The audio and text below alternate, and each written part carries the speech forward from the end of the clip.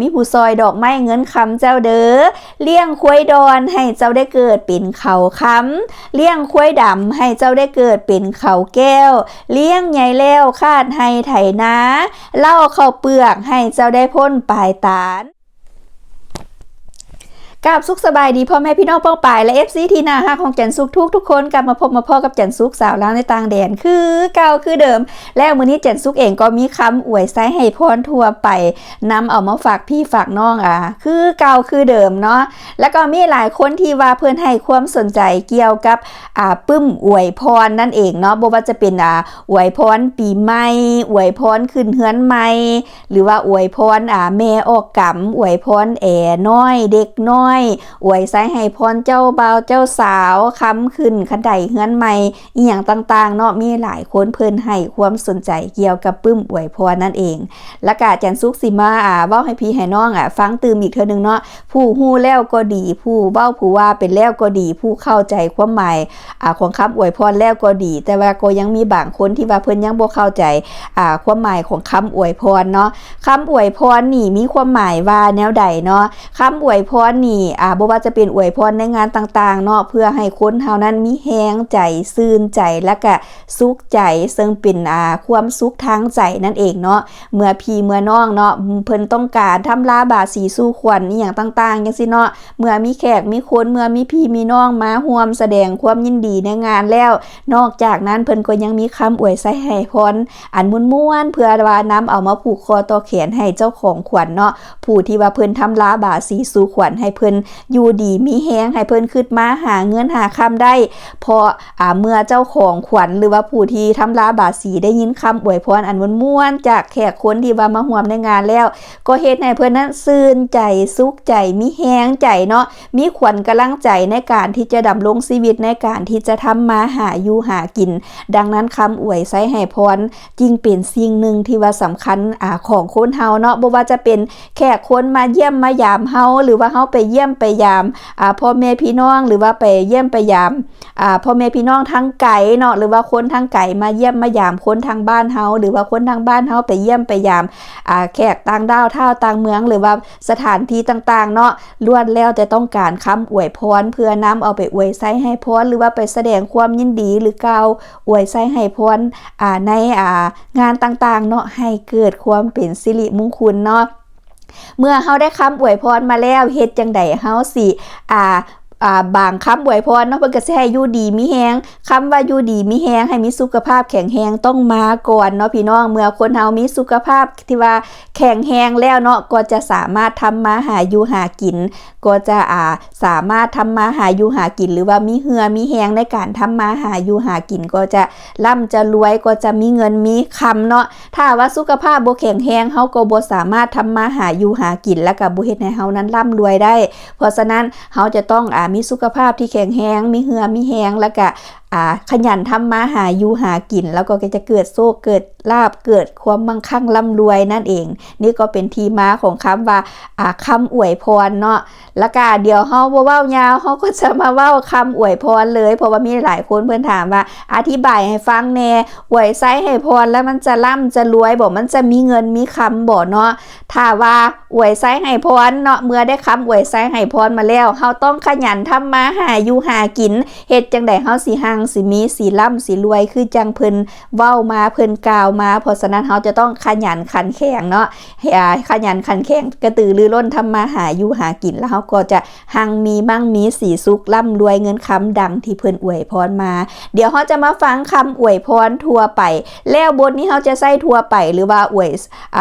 เขาจะใส่แบบว่าทั่วไปหรือว่าปีใหม่ก็ได้ก็คือบทเดียวสามารถนำใส่ได้เลยเนาะแล้วก็มีหลายคนที่ว่าเพิ่นให้ความสนใจเกี่ยวกับปึ้มอวยพรแล้วก็บทที่ว่าจันสุขจะเว้าต่อไปนี่มีอยู่ในปึ้มเลยเนาะสำหรับบทอวยไซให้พรทั่วไปเนาะเดี๋ยวจันสุขจะเลือกก่อนว่าจะเอาบทไหน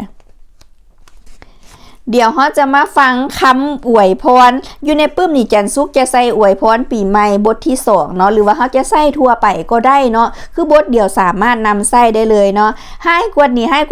3เทื่อเนาะให้กวดนี้เนี่ยเขาจะคว่ำมือลงแล้วเขาก็จะกวดสิ่งที่ว่าบ่ดีนั้นออกไปแล้วหลังจากนั้นเขาก็จะให้เจ้าของขวัญเนาะหงายมือขึ้นแล้วเขาก็จะกวดสิ่งที่ว่าดีๆหรือว่ากล่าวคำอวยพรที่ว่าเป็นมงคลเข้าไปเนาะให้กวดนี้3เทื่อดีกวดเข้าขวัญเจ้ามาตุ้มมาโฮมหรือว่าให้กวดหนีดีกวดใจฮอดปีใหม่เพิ่นทายราศีแล้วเนาะเดี๋ยวเขาก็จะมาต่อแล้วบทนี้เขาจะใส่ปีใหม่หรือว่าทั่วไปก็ได้เนาะอยู่ในปื้มนี่จันซุกจะใส่คำอวยพรปีใหม่บทที่2เนาะเขาจะใส่ทั่วไปหรือว่าปีใหม่ก็ได้เขาจะเปลี่ยนแต่คำนำหน้าเนาะให้กวดหนีดีกวดเข้าให้กวดหนีดีกวดใส่ฮอดปีใหม่เพิ่นทายราศีจังซี่ก็ได้เวลาที่ว่ามีพิธีบ่าสีสู่ขวัญหรือว่าเวลาที่ว่ามีแบบว่าผูกแขนเนาะผูกแขนบ่ว่าจะมีพิธีบ่าสีหรือว่าบ่มีเขาจะพ่อแม่พี่น้องจะเอาผูกแขนให้ลูกให้เต้าให้หมู่ให้ครูอย่างจังซี่ก็ได้เหมือนกันเนาะเวลาที่ผูกแขนเขาจะให้เพิ่นนั้นคว่ำมือลงเนาะคว่ำมือลงแล้วเขาก็จะกวดสิ่งที่ว่าบ่ดีออกไป3เทื่อเนาะสัพพทุกข์สัพพโศกสัพพโลกสัพพภัยสัพพเคราะห์จะเนี่ยจังได๋อันใดแล้วแต่ว่าผู้ที่ว่าให้พรจะกล่าวเนาะเขาก็จะกวดสิ่งที่ว่าบ่ดีออกไปเนาะให้กวดนี้3เทื่อแล้วก็หลังจากนั้นเขาก็จะหงายมือเพิ่นขึ้นเนาะแล้วเขาก็จะกล่าวคำที่ว่าเป็นมงคลหรือว่าให้พรเนาะให้กวดนี้3เทื่อแล้วก็ดีกวดเข้า3เทื่อเนาะหรือว่าดีกวดใส่ฮอดปีใหม่เพิ่นทายราศีสิ่งให้ไหลหนีสิ่งดีให้ไหลเข้าเฮาก็ว่าไปเนาะให้เจ้าอยู่ดีมีแฮงเคาะบ่ให้เห็นเข็นบ่ให้มาใกล้ให้เจ้ามีแต่ความสุขกายสุขใจไปทางใต้ให้มีผู้ช่วยเหลือไป